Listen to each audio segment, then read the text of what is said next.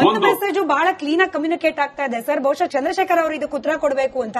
ಎಲ್ಲೇ ಹೋದ್ರೂ ಕೂಡ ಮುಂದಿನ ಮುಖ್ಯಮಂತ್ರಿ ಕುಮಾರಸ್ವಾಮಿ ಅವರು, ಯಾವ ಸಮಾವೇಶ ಆದ್ರೂ ಕೂಡ ಮುಂದಿನ ಮುಖ್ಯಮಂತ್ರಿ ಕುಮಾರಸ್ವಾಮಿ ಅವರು. ಅಂದ್ರೆ ವಿಜಯೇಂದ್ರ ಅವರ ಹೆಸರನ್ನ ಪುಷ್ ಮಾಡೋರ ಸಂಖ್ಯೆ ಕಡಿಮೆ ಇದೆಯಾ, ಅಥವಾ ಅದನ್ನು ಕೂಡ ದೆಹಲಿಯಿಂದಾನೇ ಬರ್ಲಿ, ವಿಜಯೇಂದ್ರ ಸಿಎಂ ಫೇಸ್, ಅವ್ರನ್ನ ಪ್ರೊಜೆಕ್ಟ್ ಮಾಡಿ, ಅವ್ರನ್ನ ಪ್ರಮೋಟ್ ಮಾಡಿ ಅಂತ ಹೇಳಿ ದೆಹಲಿಯಿಂದ ಮೆಸೇಜ್ ಬರ್ಲಿ ಅಂತ ಹೇಳಿ ಕಾಯ್ತಾ ಇದೆಯಾ ಬಿಜೆಪಿ ಪಕ್ಷ ಅಂತ? ಅಲ್ಲ, ನಿಮ್ ಮನಸ್ಸಿಗೆ ಖುಷಿ ಆಗೋದಕ್ಕೆ ಏನೇನಾದ್ರೂ ಅಲ್ಲಿ ಉಪ್ಪು ಖಾರ ಹಾಕಿದ್ರು ನಾನು ನಿಮ್ಗೆ ಥ್ಯಾಂಕ್ಸ್ ಹೇಳ್ತಾ ಇದೀನಿ. ಯಾಕೆ ಗೊತ್ತಾ, ನಾನು ನಿಮ್ಗೆ ಥ್ಯಾಂಕ್ಸ್ ಹೇಳ್ತೇನೆ. ನಾನು ಥ್ಯಾಂಕ್ಸ್ ಯಾಕೆ ಹೇಳ್ತಿದ್ದೀನಿ, ನೀವು ಎಷ್ಟೇ ಇದ್ ಮಾಡ್ಕೊಂಡ್ರು ಉಪ್ಪು ಖಾರ ಹಾಕಿದ್ರು ಖುಷಿ ಏನಂತ ಹೇಳಿದ್ರೆ, ಇವಾಗ already decided, media decided 2028 BJP ಮತ್ತೆ ಜೆಡಿಎಸ್ ಸರ್ಕಾರವೇ ಬರುತ್ತೆ ಅಂತ ಹೇಳಿ. ಅದು ಬಹಳ ಇಂಪಾರ್ಟೆಂಟ್ ನಿಮ್ಗೆ. ನೋಡಿ, ನೀವೇನು ನೋಡಿ, ನಿಮ್ ಪ್ರಶ್ನೆಗೆ ಉತ್ತರ ಕೊಡ್ತಾ ಇದ್ದೀರಿ. ನಿಮ್ ಪ್ರಶ್ನೆಗೆ ಉತ್ತರ ನಾನು ಹೇಳ್ದೆ, ಕುಮಾರಸ್ವಾಮಿ ಅವರು ಸಿಎಂ, ಜೆಡಿಎಸ್ ನವರು ಪ್ರಮೋಟ್ ಮಾಡ್ಲಿಕ್ಕೆ ಶುರು ಮಾಡಿದ್ದಾರೆ.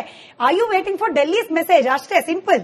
ಅದನ್ನ ನಮ್ ನಟರಾಜ್ ಗೌಡ್ರು ಮಾತಾಡ್ತಾ ಹೇಳಿದ್ರು, ದೆಹಲಿ ನಾಯಕತ್ವದ ಮಾತು ಕೇಳ್ತಾರೆ ಲೋಕಲ್ ಬಿಜೆಪಿ ಅಂತ ಹೇಳಿ. ಅದು ನಮ್ಗೆ ಹೆಮ್ಮೆ ರೀ.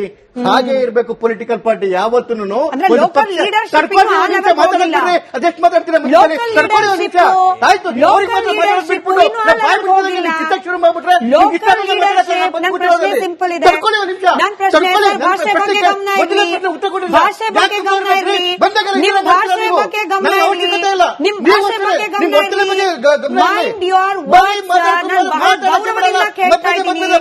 ಬಹಳ ಗೌರವದಿಂದ ದೆಹಲಿಯಿಂದ ಮೆಸೇಜ್ ಬರಬೇಕಾ? ಲೀಡರ್ಶಿಪ್ಗೆ ಕಾನ್ಫಿಡೆನ್ಸ್ ಇಲ್ವಾ? ದೆಹಲಿಯಿಂದ ಮೆಸೇಜ್ ಬರ್ಬೇಕು. ಯಾಕೆಂತ ಬಿಜೆಪಿ ಒಂದು ರಾಷ್ಟ್ರೀಯ ಪಕ್ಷ ಯಾವತ್ತೂ ದೆಹಲಿಯಿಂದಲೇ ಬರಬೇಕು ಅಂತ ನಮಗೆ ಖುಷಿ ಇದೆ. ನಮ್ಮ ನಾಯಕತ್ವದ ಮೇಲೆ ನಮಗೆ ನಂಬಿಕೆ ಇದೆ. ಆದ್ರೆ ನೋಡಿ, ಕಾಂಗ್ರೆಸ್ ಪರಿಸ್ಥಿತಿ, ಎಐಸಿಸಿ ಅಧ್ಯಕ್ಷರು ಮಲ್ಲಿಕಾರ್ಜುನ್ ಖರ್ಗೆ ಬಾಯ್ ಪಡ್ಕೊಂಡು ಹೇಳ್ತಾರೆ, ಯಾರಾದ್ರೂ ನಾಯಕತ್ವ ವಿಚಾರ ಮಾತಾಡಿದ್ರೆ ಹುಷಾರ್ ಅಂತೇಳಿ. ಅವ್ರು ಹೇಳಿ ಇನ್ನ ವಿಮಾನ ಹತ್ತಿರಲ್ಲ 10 ನಿಮಿಷಕ್ಕೆ ಫಸ್ಟ್ ಟೈಮ್ ಮೇಲೆ ಬಸವರಾಜ ಶಿವಗಂಗಾ ಹೇಳ್ತಾರೆ, ಕೆಳಗಿಳಿಸಿ ಅವ್ರನ್ನ ನಾವು ಇನ್ನೊಬ್ರು ಮಾಡ್ತೀವಿ ಅಂತೇಳಿ. ನ್ಯಾಷನಲ್ ಅಧ್ಯಕ್ಷರು ಬಾಯ್ ಪಡ್ಕೊಂಡು ಹೋದ 10 ನಿಮಿಷಕ್ಕೆ ಇಕ್ಬಾಲ್ ಹುಸೇನ್ ಹೇಳ್ತಾರೆ, ನಾವು ಡಿ.ಕೆ. ಶಿವಕುಮಾರ್ ಅವ್ರನ್ನ ಮುಖ್ಯಮಂತ್ರಿ ಮಾಡ್ತೀವಿ ಅಂತ. ಅದ್ರ ಅರ್ಥ ಏನು? ಸಿದ್ದರಾಮಯ್ಯ ನೀವು ಕೆಳಗಿಳಿರಿ ಅಂತೇಳಿ ಫಸ್ಟ್ ಟೈಮ್ ಮೇಲೆ ನಯನಾ ಮೋಟಮ್ಮ. ಇದು ಸಿದ್ದರಾಮಯ್ಯ ಪರಿಸ್ಥಿತಿ. ಯಾಕೆ ಅಂತ ಹೇಳಿದ್ರೆ ಅಲ್ಲಿ ರಾಷ್ಟ್ರೀಯ ಅಧ್ಯಕ್ಷರಿಗೆ ಬೆಲೆ ಇಲ್ಲ. ನಮ್ಮಲ್ಲಿ ರಾಷ್ಟ್ರೀಯ ಅಧ್ಯಕ್ಷರಿಗೆ ಮಾತಾಡ್ಬೇಕು. ನಾನು ಮಾತಾಡಿಲ್ಲ, ನಿಮ್ ನೋವು ಅರ್ಥ ಆಗುತ್ತೆ, ಪಾಪ ನಿಮ್ ನೋವು ಅರ್ಥ ಆಗುತ್ತೆ. ನಿಮಗೆ ಒದಾಡ್ತಾ ಇದ್ರೆ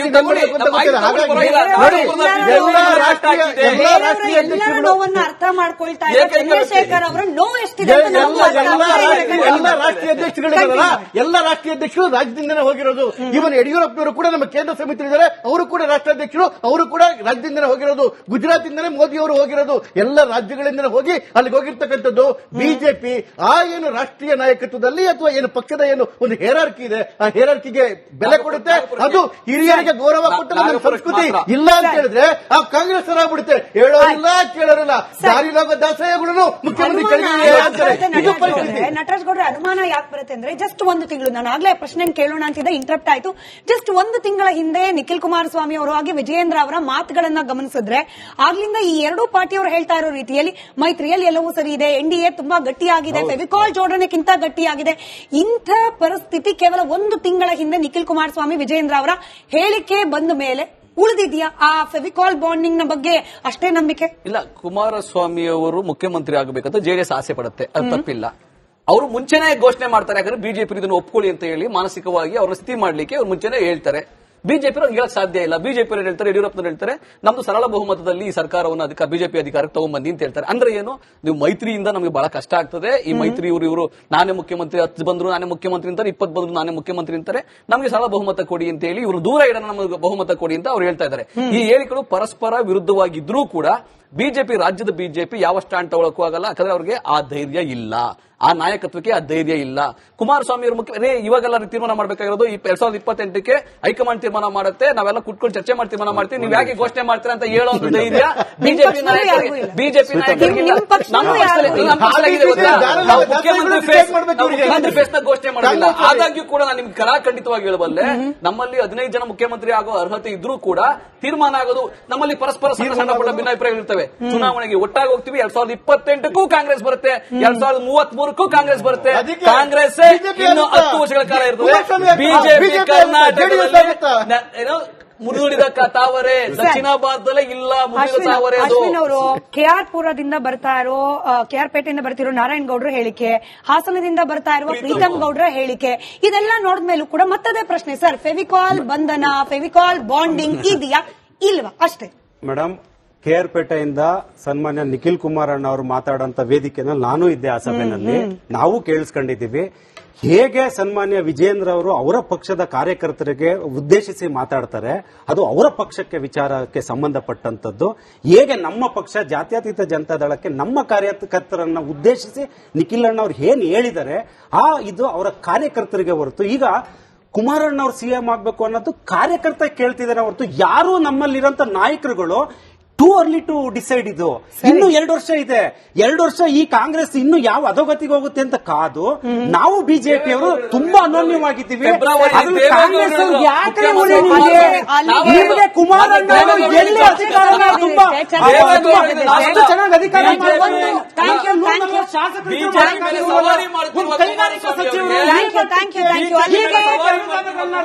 ಆಯ್ತು ಅಶ್ವಿನ್ ಅವರೇ ಕೇಳಿಸ್ಕೊಂಡ್ವಿ. ಕಾಂಗ್ರೆಸ್ನವರಿಗೆ ಬಿಜೆಪಿ ಹಾಗೆ ಜೆಡಿಎಸ್ ಎಸ್ ಅಶ್ವಿನ್ ಜಿ ಕೇಳಿಸ್ಕೊಂಡ್ವಿ. ಅಶ್ವಿನ್ ಜಿ ಕೇಳಿಸ್ಕೊಂಡ್ವಿ. ವಾಯ್ಸ್ ಹೋಗ್ತಾ ಇಲ್ಲ. ನಟರಾಜ್ ಗೌಡ್ರೆ ನೀವೇ ಕೇಳಿಸ್ಕೊಳ್ಬೇಕಾಗಿರೋದು. ಅಲ್ಲಿಗೆ ಬಿಜೆಪಿ ಹಾಗೆ ಜೆಡಿಎಸ್ ಒಂದ್ ಹೆಜ್ಜೆ ಮುಂದೋಗಿ ಜೆಡಿಎಸ್ ಕಾಂಗ್ರೆಸ್ಗಂತೂ ಸ್ಟ್ರಾಂಗ್ ಮೆಸೇಜ್ ಕೊಡ್ತಾ ಇದೆ, we are getting ready for 2028, better be prepared ಅಂತ ಹೇಳಿ. ನೀವು ಸರ್ಕಾರವನ್ನ ಅಡ್ಮಿನಿಸ್ಟ್ರೇಟಿವ್ ಸಂಪುಟ ಆದಷ್ಟು ಬೇಗ ಇನ್ನೆರಡು ವರ್ಷದಲ್ಲಿ ಸರ್ಕಾರದ ಬಗ್ಗೆ ವಿಶ್ವಾಸ ಉಳಿಸಿಕೊಳ್ಳೋ ಕೆಲಸವನ್ನು ಮತ್ತಷ್ಟು ಮಾಡಿ ಅಂತ. ಒಂದು ಮೆಸೇಜ್ ಬಹಳ ಕ್ಲೀನ್ ಆಗಿ ಕಮ್ಯುನಿಕೇಟ್ ಆಗ್ತಾ ಇದೆ ಸರ್. ಬಹುಶಃ ಚಂದ್ರಶೇಖರ್ ಅವರು ಇದಕ್ಕೆ ಉತ್ತರ ಕೊಡಬೇಕು ಅಂತ. ಎಲ್ಲೇ ಹೋದ್ರೂ ಕೂಡ ಮುಂದಿನ ಮುಖ್ಯಮಂತ್ರಿ ಕುಮಾರಸ್ವಾಮಿ ಅವರು, ಯಾವ ಸಮಾವೇಶ ಆದ್ರೂ ಕೂಡ ಮುಂದಿನ ಮುಖ್ಯಮಂತ್ರಿ ಕುಮಾರಸ್ವಾಮಿ ಅವರು ಅಂದ್ರೆ ವಿಜಯೇಂದ್ರ ಅವರ ಹೆಸರನ್ನ ಪುಷ್ ಮಾಡೋರ ಸಂಖ್ಯೆ ಕಡಿಮೆ ಇದೆಯಾ, ಅಥವಾ ಅದನ್ನು ಕೂಡ ದೆಹಲಿಯಿಂದಾನೇ ಬರ್ಲಿ, ವಿಜಯೇಂದ್ರ ಸಿಎಂ ಫೇಸ್, ಅವ್ರನ್ನ ಪ್ರೊಜೆಕ್ಟ್ ಮಾಡಿ, ಅವ್ರನ್ನ ಪ್ರಮೋಟ್ ಮಾಡಿ ಅಂತ ಹೇಳಿ ದೆಹಲಿಯಿಂದ ಮೆಸೇಜ್ ಬರ್ಲಿ ಅಂತ ಹೇಳಿ ಕಾಯ್ತಾ ಇದೆಯಾ ಬಿಜೆಪಿ ಪಕ್ಷ ಅಂತ? ಅಲ್ಲ, ನಿಮ್ ಮನಸ್ಸಿಗೆ ಖುಷಿ ಆಗೋದಕ್ಕೆ ಏನೇನಾದ್ರೂ ಅಲ್ಲಿ ಉಪ್ಪು ಖಾರ ಹಾಕಿದ್ರು ನಾನು ನಿಮ್ಗೆ ಥ್ಯಾಂಕ್ಸ್ ಹೇಳ್ತಾ ಇದೀನಿ. ಯಾಕೆ ಗೊತ್ತಾ, ನಾನು ನಿಮ್ಗೆ ಥ್ಯಾಂಕ್ಸ್ ಹೇಳ್ತೇನೆ. ನಾನು ಥ್ಯಾಂಕ್ಸ್ ಯಾಕೆ ಹೇಳ್ತಿದ್ದೀನಿ, ನೀವು ಎಷ್ಟೇ ಇದ್ ಮಾಡ್ಕೊಂಡ್ರು ಉಪ್ಪು ಖಾರ ಹಾಕಿದ್ರು ಖುಷಿ ಏನಂತ ಹೇಳಿದ್ರೆ, ಇವಾಗ already decided, media decided 2028 BJP ಮತ್ತೆ ಜೆಡಿಎಸ್ ಸರ್ಕಾರವೇ ಬರುತ್ತೆ ಅಂತ ಹೇಳಿ. ಅದು ಬಹಳ ಇಂಪಾರ್ಟೆಂಟ್ ನಿಮ್ಗೆ. ನೋಡಿ ನೀವೇನು ನೋಡಿ, ನಿಮ್ ಪ್ರಶ್ನೆಗೆ ಉತ್ತರ ಕೊಡ್ತಾ ಇದ್ದೀರಿ. ನಿಮ್ ಪ್ರಶ್ನೆಗೆ ಉತ್ತರ ನಾನು ಹೇಳ್ದೆ ಕುಮಾರಸ್ವಾಮಿ ಅವರು ಸಿಎಂ ಜೆಡಿಎಸ್ ನವರು ಪ್ರಮೋಟ್ ಮಾಡ್ಲಿಕ್ಕೆ ಶುರು ಮಾಡಿದ್ದಾರೆ. I you waiting for Delhi's message? ಅಷ್ಟೇ, ಸಿಂಪಲ್.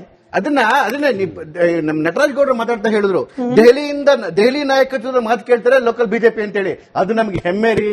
ಹಾಗೆ ಇರಬೇಕು ಪೊಲಿಟಿಕಲ್ ಪಾರ್ಟಿ ಯಾವತ್ತೂ. ಅದೆಷ್ಟು ಮಾತಾಡ್ತೀರಾ? ಆಯ್ತು, ಶುರು ಮಾಡ್ಬಿಟ್ರೆ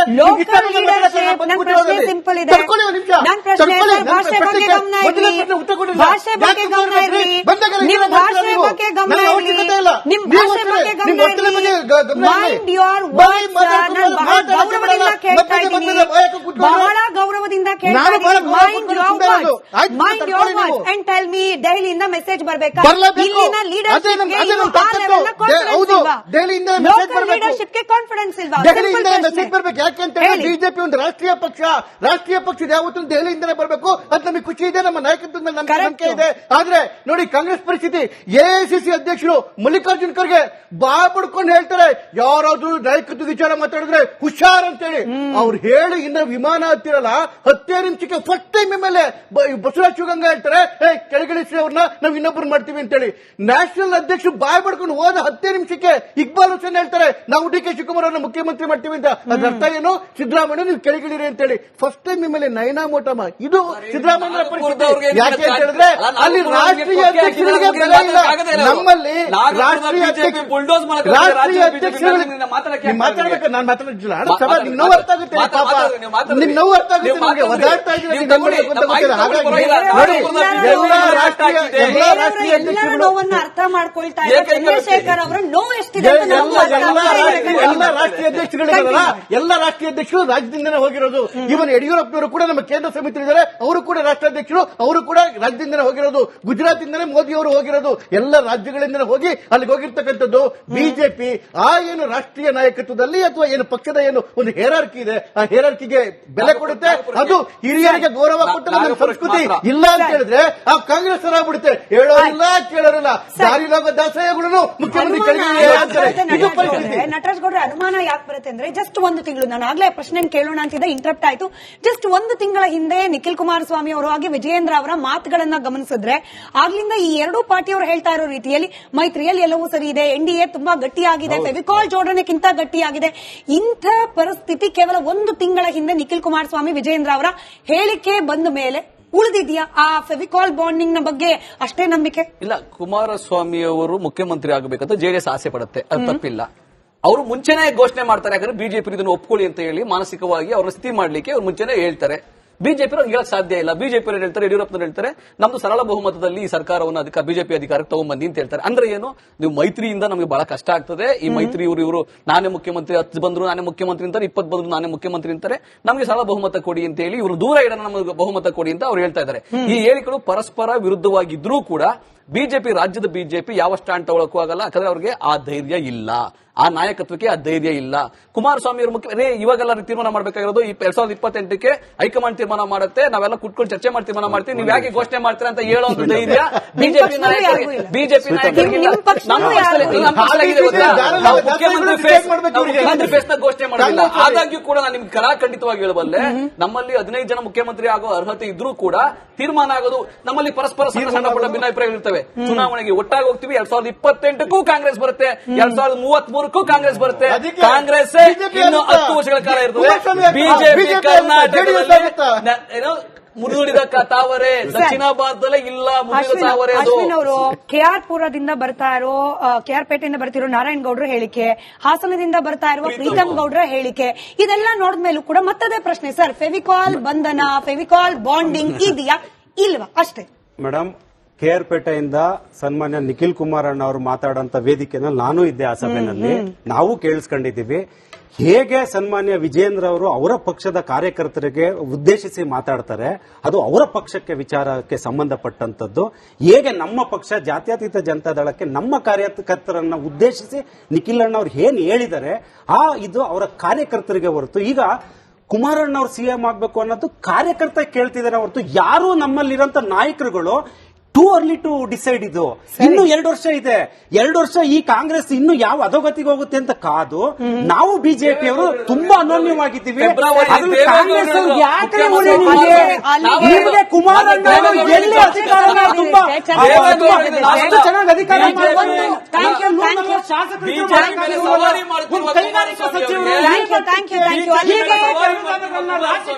ಅಶ್ವಿನ್ ಅವರೇ ಕೇಳಿಸ್ಕೊಂಡ್ವಿ.